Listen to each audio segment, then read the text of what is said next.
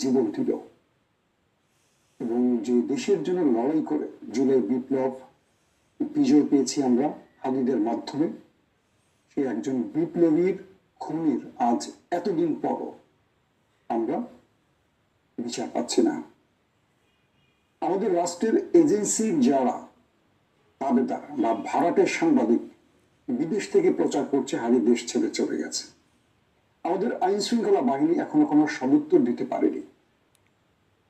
প্রথম আলোতে যখন হামলা হলো, আমাদের আইন শৃঙ্খলা বাহিনী খুঁজে খুঁজে সবাইকে ধরে জেলে পাঠালো, কিন্তু হাদির হত্যাকারীকে ধরতে পারলো না আমাদের আইন শৃঙ্খলা বাহিনী। একে বিশ্বাস করে না, এটা প্রমাণ হয়েছে। বেগম জিয়ার বিদায় এবং শরীফ ওসমান হাদির বিদায়, পাশাপাশি তারেক রহমানের আগমন, একই মাসে এই তিনটি ঘটনা পুরো বাংলাদেশকে একটা উত্তপ্ত আগ্নেয়গিরির মধ্যে রেখেছে। আমরা ওসমান হাদির পর বেগম জিয়ার বিদায় দেখলাম পুরো বাংলাদেশ শোকে স্তব্ধ হয়ে গেছে। আমরা বিশেষ করি আগামী নির্বাচন বাংলাদেশে সুখের বার্তা বহন করবে। আমরা চাই না রাজনৈতিক হানাহানি। শরীফ ওসমান হাদি কিংবা বেগম খালেদা জিয়া যে বাংলাদেশের স্বপ্ন দেখেছেন, আমরা সেই বাংলাদেশটাকে গড়তে পারবো কিনা আগামী নির্বাচন সেটা প্রমাণ করে। তবে শেষ যে কথাটি নিয়ে বিদায় নিব, যে কথাটি বলে সেটা হলো বেগম জিয়ার যে নতুন বাংলাদেশ বা সোনার বাংলাদেশ গড়ার প্রত্যয়, এটি আমরা বেগম জিয়ার সেই পরিকল্পনা মাফিক করতে চাই।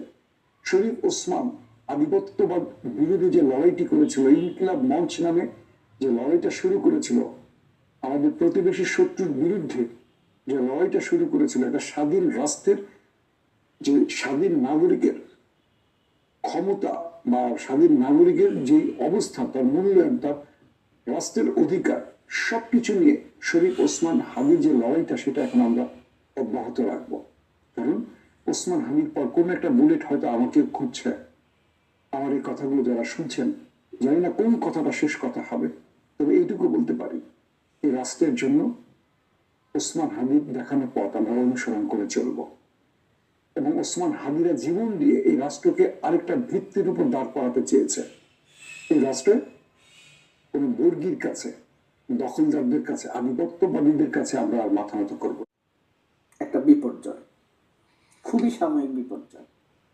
এটা বড় একটা কাগজের মধ্যে ছোট্ট একটা বিন্দু। ধরেন এটা একটা কাগজ, এই ছোট্ট একটা বিন্দু, বাকিটা সব ঠিক আছে। মনোবল হারাবার কিছু নাই। সবাই অনেক ভালো থাকবেন।